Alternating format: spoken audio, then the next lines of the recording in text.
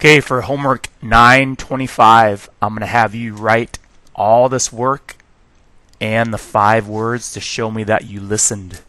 My honors classes or my regular classes, I'd like you to document your work on your slides, or anybody, you could just turn that in anytime on paper and make sure I put it in your grade. But again, write all this work, write down the 5 words, document on your slides, or turn this work in tomorrow. All right, here we go. So again, we're looking at all this function notation, how to find the unknown d, how to backtrack and find that zero term, using that to write the 2 explicit forms and recursive, and then going back to the algebra that you were taught before, how to plug in y and x to solve for b, and looking at this new point slope form, which is equivalent to this but just written a different way. So here we go. This problem, I'd like you to find the number of unknown common differences for this arithmetic linear sequence. I always know that the unknown amount of d's is always 1 more than the empty boxes here. So that would be 8 plus 4 of those d's equals 20. Take away 8 on both sides, and that gives you 4d equals 12.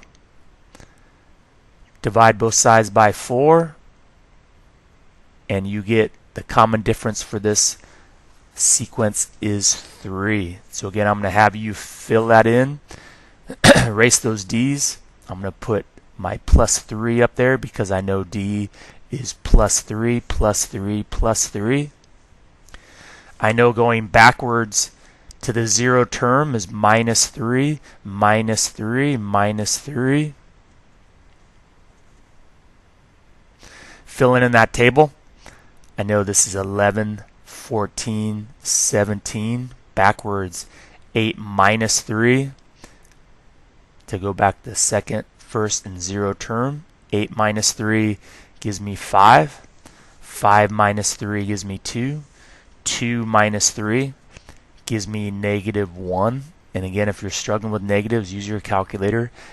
Negative 1 minus 3 is negative 4. So I have all I need to write all my forms. I have the 0 term and the first term and the common difference.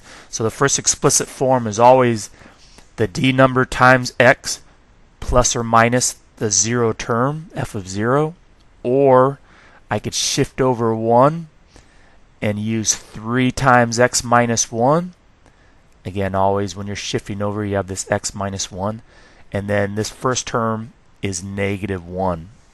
Also, the recursive form, which gives you that discrete pattern with just dots, is f of x minus 1 plus 3.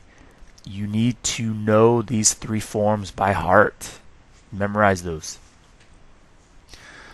Okay, now the algebraic way is to use a couple of given coordinates. So I'm going to use the coordinates 4, 8, and 820. Know that these are the x numbers. F of x are technically the y numbers. So I'm going to use 4, 8, 820. I'm going to find the rate of change by subtracting my y values and divide that by whatever I subtracted my x values. Make sure you stay consistent. Don't want to subtract one way and then switch directions with the other. That will mess you up. So my rise, 20 minus 8 gives me my vertical component. 8 minus 4 gives me my horizontal component. That gives me 12 over 4, which gives me that same slope of 3, same this 3. But now I'm going to plug that 3 in for m and take this point 820 and plug in 20 for y. I have that m right there is 3, so I'm going to put that 3 right here. Next to this x, I'm going to plug in 8. And again, I got that from the x number 8, the y number 20, and I'm going to do the algebra to solve for b. This gives me 20 equals 24 plus b. Take away 24 on both sides. The first word is I. I is the first word.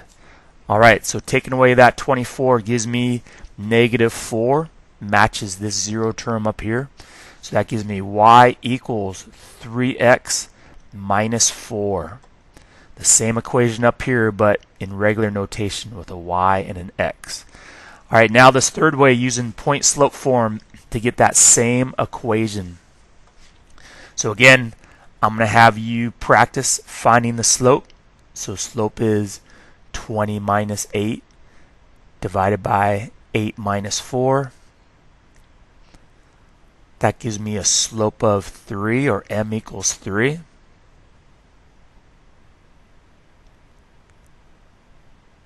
I'm going to take that 3, put it right here for m, and then take any coordinate and plug in x and y into these spots. So I'm going to use the point 84. So where this y1 used to be, I'm putting that 8 number from the y coordinate. I have my slope right here, 3. I have the plane x right here, that doesn't change, but right here in that red x of 1 here, I put the x coordinate, which is 4. And again, hopefully you can see that this is from the y and the x coordinate. If I distribute this and get y minus 8 equals 3x minus 12, and then solve for y by adding 8 to both sides, that gives me y equals 3x minus 4. The same equation as this, the same equivalent equation as this in function notation. I'm going to have you check one of the points just to prove that works. I'm going to check this point 17.7. So again, for my check, I put that 17 in the y spot. I have my 3. In the x spot, I put my 7. And I'm going to subtract that from 4 after I find the product of that. That gives me 17 equals 21 minus 4, which is 17 equals 17, which is a true statement. The second word is can. Can. All right, next problem. One more. This one is geometric, and we'll tell you when you're trying to find missing terms if it's arithmetic or geometric, we have to. But these geometric ones, I'm not going to be able to use slope-intercept form. There's no constant rate of change. I'm not going to be able to use point slope form. Those are out the door. All I could do is solve algebraically for r and get my equations to use. So for this one, I'm timesing by an r, timesing by one more r, and 1/4 last r. Or again, the number of unknown d or r's is always one more than the empty spaces. This is going to be 5 times. Never put plus right here. That's a bad mistake. Don't put plus. 5 times, because this is all times, r to the 4th, because we have 4 of those r's.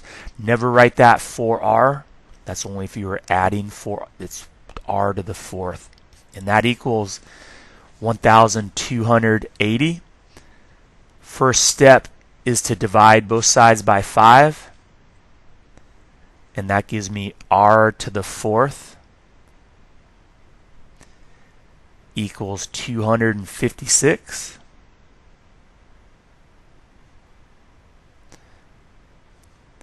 I'm going to take the 4th root, or find what number times itself 4 times. That gives me 256. To do the 4th root on my calculators here at school, again, you type in the 4 first to signify the 4th root. You hit the second button to activate this little square root with the x on it. And then you hit the little caret button. And then you hit the number you want a 4th root.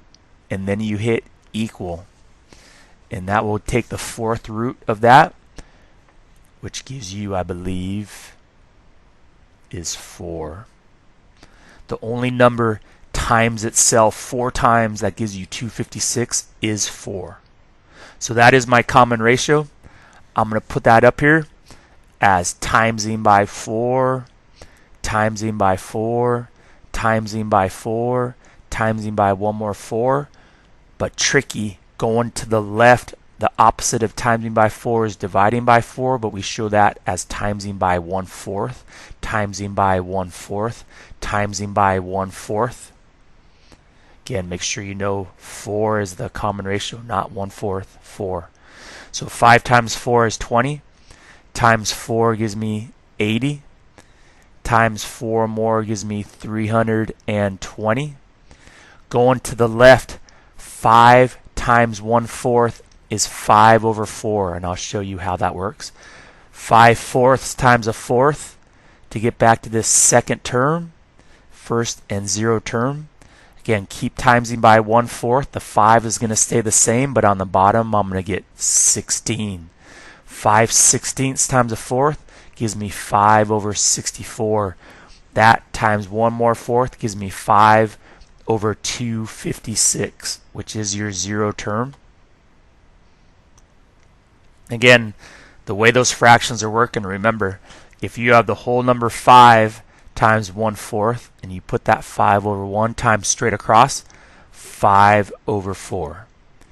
If you take that 5/4 and times by another fourth and times straight across, you can see that 5 stays 5, but 4 times 4 gives you that 5/16 look. And if I take that 5/16 times another fourth, again, the 5 times 1 will not change 5, but 16 times 4 gives you 64. And of course, that times 1 more 1/4 gives you 5/256. You have to know how those fractions are working. Alright, so I'm going to write the 3 forms, and then I'm going to check one of the points in both explicit forms, which I'd like you to do. The third word is do. Third word is do. So my first explicit form is f of x equals the 0 term times 4 to the x, not 1/4, times 4, the pattern going from left to right, that number, 4 to the x power. Or I could use f of x and shift over to the first term, which is 5/64, and times that times 4 to the x minus 1 power. And then the recursive form, which gives you that discrete pattern of dots, f of x equals f of x minus 1 times 4. So we'll find every term, use the one before it, times 4 times 4.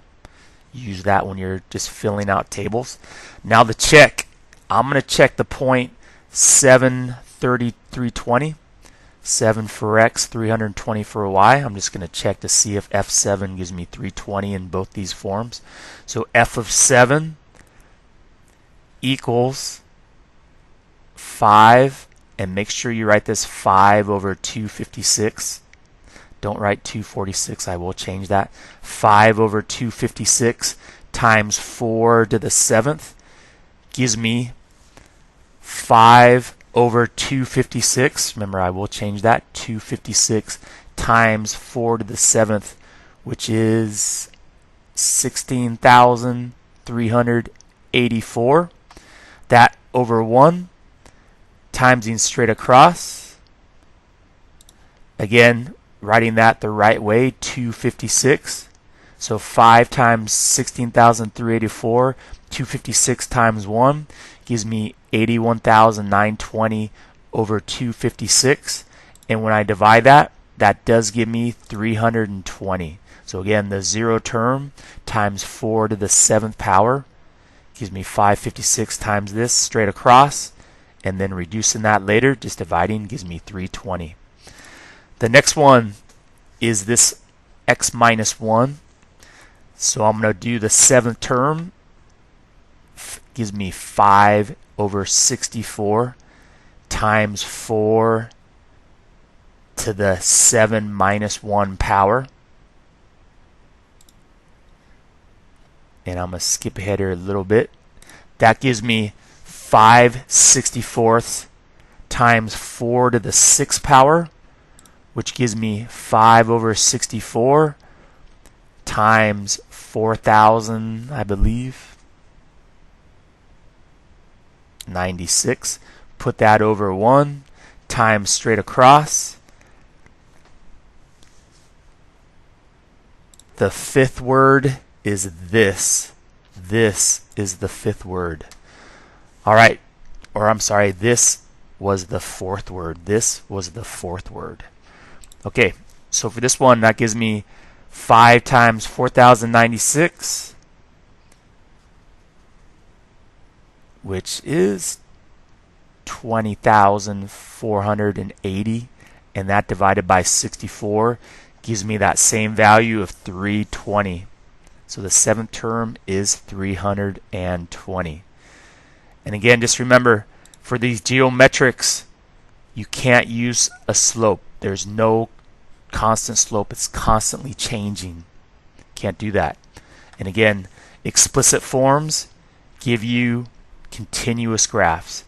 Recursive forms give you discrete graphs with dots. Exponential, always these geometrics. Adding, subtracting, always arithmetic, linear. All right. The fifth and final word is math. Math. Good luck.